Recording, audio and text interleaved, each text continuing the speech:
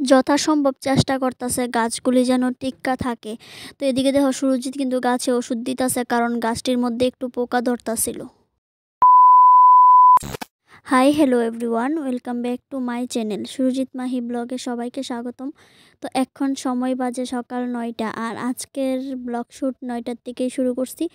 তো এদিকে দেখতে পারতেছো সুরজিৎ কিন্তু আমার একের পর এক জিনিস নিয়ে হেল্প করে দিতেছে, কারণ এখন তো আমার রান্নার সময় হয়ে গেছে। তো আমি এদিকে কাটাকুটি করতেছি, আর হ্যাঁ কিন্তু একের পর এক জিনিস ঘর থেকে নিয়ে দিতেছে বাইরে। তোমরা জানো যে একটা রান্নাঘর থেকে যখন অন্য একটা জায়গার মধ্যে রান্না করি, ওই জায়গাতে কিন্তু অনেকটা পরিমাণ জিনিস লাগে। তো সব কিছু নিয়ে দিতেছে। আর এদিকে দেখো আমি একটু ডালিয়ার খিচুড়ি করছিলাম সকালে খাওয়ার লেগা। তো এদিকে দেখো সুরজিৎ খাইয়ে নিতেছে, তার মধ্যে আমিও আবার নিয়ে নিছি। আর হ্যাঁ, খিচুড়িটা কিন্তু আমি করছি না, শাশুড়ি মা করছে। কারণ এখনও পর্যন্ত আমি ডালিয়ার খিচুড়ি করছি না, যতদিনই করছে মাই কইরা দিছে, আমরা খাইছি। তো যাই হোক, খুবই টেস্ট লাগে সকাল সকাল এই খানাটা খাইতে। তো একদিকে সুরজিৎ বইয়া গেছে গা, আর এদিকে তো সব কিছু রেডি করেই দিছে আমারে। তো আমি কই চুলার আগুনটা ধরানোর আগে আমি খায়া নেই, সবাই কইতাছে আগে খায়া তারপরে চুলার আগুন ধরানোর লেগা। কারণ একবার চুলার আগুন ধরায় নিলে তারপরে কিন্তু আর খাওয়ার ওই টাইমটা পাই না আমি। কারণ চুলার আগুন তো তাড়াহুড়া করে রান্না করে নিই, আর চুলার মধ্যে রান্না করতে কিন্তু অনেকটাই তাড়াতাড়ি হয় যদি একবার আগুনটা ধরা থাকে আর সব কিছু মানে রান্নার সব কিছু রেডি থাকে। তো আমি চেষ্টা করি সব সময় সব কিছু রেডি কইরা তারপরে আগুনটা ধরানোর। তো আজকে কি রান্না করুম চলো দেখাই।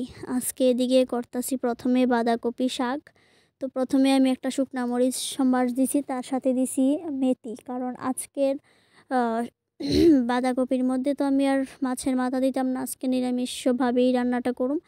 আর জানো তো বাঁধাকপিটা মেন করা হইতেছে রাতে রুটি খাইবো তার কারণে। আর রাতে তো আর রান্না করতাম না, হ্যাঁ করতেও পারলাম হইলে, কিন্তু আমি কই যেহেতু বাইরে রান্না করতেছি একবারে বাইরেই রান্না করে রাখা দেই তরকারিটা। তো যে যার খাইতে ভালো লাগে সে না হয় দুপুরে খাইব, নয়তো সবাই রাতে রুটি দিয়ে সেটা খাইতে ভাল লাগবো। আর এদিকে দেখতে পারতেছো আমি কিন্তু রসুন মানে আদা বাটা করে নিতেছি, কারণ এর আগের দিনও না সুরজিৎ অনেকবার কইতাছে যে শুটকি খাইবো, কিন্তু আমি আগের দিন ভিডিওতে কইছিলাম যে শুটকির তরকারি করুম, কিন্তু ওই দিন করা হয়েছে না। তো আমি আজকে যদি না কইরা দিই তাইলে ভেজালই আছে। তো যাই হোক, আমার বাঁধাকপি শাক কিন্তু কমপ্লিট। এবার আমি দেখি অন্য একটা তরকারি করুম কইরা তারপরে লাস্টের দিকে শুটকির তরকারিটা করুম। কেননা শুটকি যদি আমি এই কড়াইয়ের মধ্যে করি তাহলে বাবু আবার খাইতো না, কারণ বাবু শুটকির তরকারি একদমই খাইতে পারে না। তো তার আগে আমি সয়াবিন রান্নার প্ল্যান করছি, তো সয়াবিনটা আমি আগে রান্না করে নিতেছি। আর আমার মতো তোমরা এরকমভাবে রান্না করো নি, সয়াবিন কিন্তু আমি একদম মাংসর মতোই রান্না করতেছি। আর এই কথাটা শুধু আমি আজকের ভিডিওতে না, আমি প্রায় অনেকটি ব্লগের মধ্যেই কই যে আমি সবসময় এরকমভাবে রান্না করি। আর এরকমভাবে কিন্তু খাইতেও অনেকটা টেস্ট। আর এদিকে দেখছো আমার স্যার দেহ সামনে বয়ে দিছে, আমার গুরু সামনে বয়ে বয়ে আমারে দেখতাছে, আর সব সময় কিন্তু এই জায়গাতে বয়ে থাকে আমার এই ভিডিও শুট কইরা দে। আর তোমরা যখনই দেখো যে ও মানে সবটা আমারে দেখা যায় রান্না করতেছি, ওই ক্লিপটা কিন্তু সব সময় সুরজিৎ নিয়া দেই যখন বাড়িতে থাকে। ডিউটিতে গেলে তো একটু ম্যানেজ করে নিতে লাগে, তোমরা একটু মানে ভিডিও করতে প্রবলেম হয়। কিন্তু হ্যাঁ যখন বাড়িতে থাকে হ্যাঁ কিন্তু কন্টিনিউই আমার ভিডিও মানে কইরা দে। এই যে দেখো এখন আমার দেখা যাইতেছে ভিডিওর মধ্যে ওই ক্লিপটা কিন্তু সুরজিৎই নিয়ে দিছে।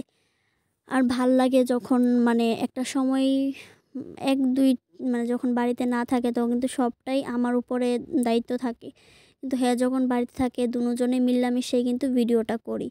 হ্যাঁ এডিটিং সব কিছুই আমি করি, কিন্তু ভিডিও যে কইরা দেয় ওইটা কিন্তু সম্পূর্ণটাই সুরজিৎ আমার পাশে আছে, তার কারণেই কিন্তু আমি এতটুক মানে জায়গায় যাইতে পারতাছি বা যাইতাছি তোমরারও ভালোবাসার কারণে, আর সুরজিৎ পাশে আছে তাই।